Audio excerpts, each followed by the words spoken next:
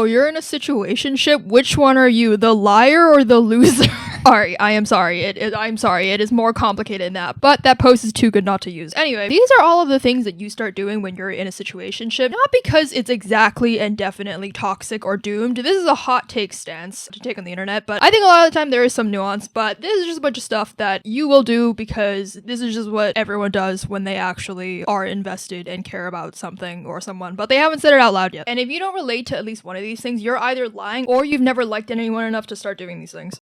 You start listening to dating podcasts or like videos or even my videos to try and like decipher what's going on, right? So like podcasts, TikToks, sign he likes you, relationship coaches, Reddit threads, fucking anything online. It's almost like an exam syllabus at this point, like a self-study syllabus. It's actually almost admirable the amount of work that people put into this. Like imagine if you use your drive and intent and determination for something useful, like actual learning or hobby. Like if you directed even 20% of that into like a real hobby, you'd probably be fluent in like Korean or some shit by now. You downplay everything to your friends because you know that they'll fucking clown on you if you don't do that. And I mean, they already fucking clown on you for the context that they have of you now, but like if you told them the full context, they'll fucking clown on you even more. Like your friendship group already knows that you're being delusional and crazy, but you're trying to control the narrative anyway, right? Like they already know that you're acting weird, but you're still trying to keep like a shred of dignity while you try and figure out your own feelings, which on the one hand I think is like actually okay, but also I feel like it kind of makes you look like you're like that. I actually can't think of a metaphor right now, but this video needs to be filmed even if the script is not done. Insert metaphor for something that's like comically but it's like pretending anyway, or like I don't know, like that fucking you know, like that Asian robot who's like mopping up oil. You know what I'm talking about? Like that sculpture. That's you. You are the robot mopping up its own hydraulic blood off the floor. You start rehearsing texts because you're terrified of if you text this person and you come off too sincere, even though you actually are sincere, but you just don't want to look like it yet. And then it leads to you doing like rewriting ha ha ha yeah 14 different times because you don't want it to sound like too desperate. Like should I use ha ha ha ha ha yeah, or is that like too many ha ha ha's in a row and I like fucking insane? You know what I'm saying? But like ha ha yeah, is that too little? Like is that too standoffish? Like what if they think I don't like them? Like you need to act both just interested enough that they don't give up on you, but also do I use an emoji? Fuck me. The arrangements are actually fucking endless because if you start thinking about emojis, right, it's a whole other ball game. Or like, what if I use the smiley face? Or is that too forward? Is that too like, do they think? And then you'll screenshot some of these texts that you've sent between the two of you and send them to your friends. But again, because you're trying to like control the optics of like how you appear to your friends, you'll like crop out some of the parts which make you look too crazy. Like you're doing PR on yourself. Like at this point, you're your own fucking crisis publicist, except the crisis is completely made up and you're the only one experiencing it. You start Googling things that you'd be humiliated to say out loud. For example, do men think about punctuation when they text people? Or why did he use a period in my text? Actually, that one is fucking crazy. If someone uses a period in 2025, they actually do fucking hate you. I do believe that's real. And then you're thinking about like, is it clingy to double text him if the first text was technically a statement and not a question? And you're doing all of this with like a straight face, right? Like this is normal. Like you're researching a real issue and not panicking. Half the time, you're not even really sure what you're asking. You're just typing whatever anxious thought pops up and you're hoping that Google will give you a yes or no answer, but obviously it never fucking does. But you're gonna try it anyway because it'd be much easier if Google could just tell you what your intentions are, so you don't have to sit in that horrible in-between space where your feelings are too real but the situation is not labeled. So obviously the answers are never there and you know in your heart that the answer is not there, so you close that tab in shame and then you do it again the next time your heart rate spikes. You start adjusting your sleep schedule around when they're active or like when they're online or like when they're awake. Like you're just nocturnal now. Or like the opposite where your sleep schedule actually suddenly fixes itself because this person actually goes to bed early. So apparently now you do too because you have to get up early. It depends on the person. But if you're in different time zones, you're totally like your sleep schedule is jet lag is. You become the only person on Earth that's rewatching this person's Instagram stories besides themselves, obviously. Like, you become like, it's like reviewing CCTV footage, you know? Like, you know how like no one actually gives a shit about your Instagram story except for you? Except if no one's told you this, I'm gonna tell you right now. Like, you can work really hard on like a perfect story format and like get the angle all right, and like 99.99999% of people are just like clicking through in like half a second. Like no one cares about your Instagram story, but you think it's really important, right? And you watch it like 60 times. But the only exception to this is if and when you are in a situationship. Then yes, your situationship is probably the only other person on earth that's also watching your Instagram story with the same kind of like fervent intensity that you are. So do it for them, you know? No one else cares though. You act like a freak with the pace of responding to messages because it's either like in 10-minute intervals or like if you're really trying to pace it out up to like 12 hours maybe. Even though everyone is operating on the implicit assumption and like knowledge that you fucking saw that notification and read the message like the minute they message you, right? But you're gonna leave it untouched anyway till you're ready to respond. AKA until you've workshopped your fucking exact text like you're a government official giving a press statement after a national emergency.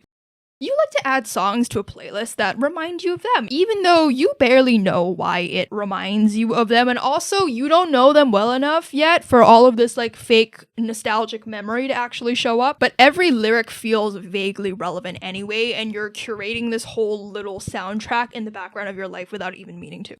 You probably stalk the people they follow online. You replay a single compliment that they've given you over and over in your head for days, maybe even weeks.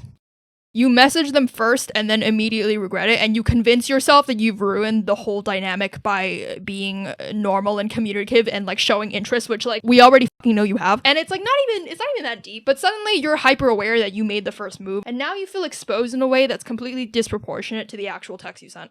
Okay, this next one is really fucking good. You ration how much you talk about them to your friends because you know that your friends are like this close to being done with your bullshit. Like you can see it in their eyes. Like you have to basically rotate between your friends, cycle through your friends like it's fucking laundry, because they hit like their weekly tolerance of like listening to you talk about this person. So like you don't have to get on like one friend's nerves too much. Like you're basically spreading the emotional load out, so like no single person in your friend group has to absorb all of your spiraling all at once.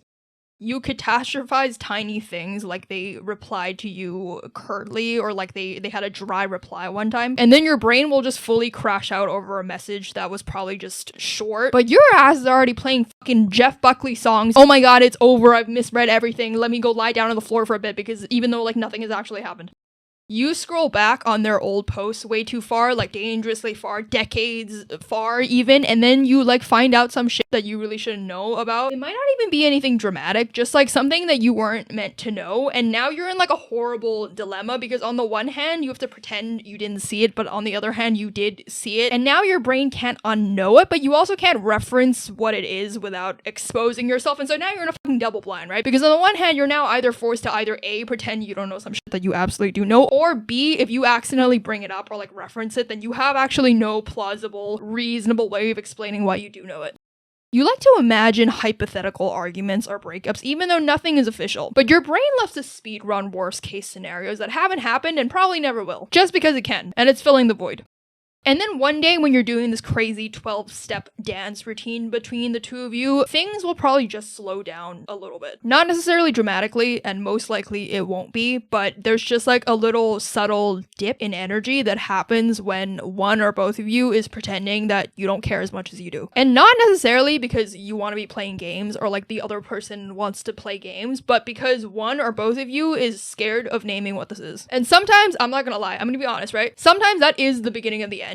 Someone loses interest or realizes they don't want anything serious, or they're keeping you at arm's length because it's convenient for them. That absolutely happens. The internet is right about that, and you're not imagining it. But other times, and most people online will never admit this, the slowdown is just what happens when things actually start to matter. And when both of you are still like tiptoeing around how you feel, and when you don't want to push and they don't want to push, because you're both operating off of subtext and fear and ambiguity, and the ambiguity feels fucking awful, but also in a weird way kind of honest. And so you have to sit in that weird in-between space where it can go either way. And instead of catastrophizing or assuming the worst because the internet told you that every situationship is doomed from the start, you actually start paying attention to how this person actually treats you. Not how TikTok said they might treat you, and not how Reddit said it usually goes, or like what will happen at this stage, but your actual real life experience with this actual real life person. Because sometimes, and a lot of the times, it does fizzle out, but sometimes it doesn't. And I feel feel like the internet likes to misconstrue the fact that something that might seem casual at the beginning sometimes is just slow. And it's not as clickable or as brave to admit that sometimes people do need just time to admit that they like you. And I think sometimes it's worth giving it a chance before you've already mentally burned it down in your head. Ambiguity isn't always a trap. Sometimes ambiguity is actually just the terrifying pre-stage of something that could actually turn out to be real. But only if you let the evidence of your real life and experience matter more than what everyone online is fucking saying. Both outcomes exist, so stop talking yourself out of the good one before anything actually happens.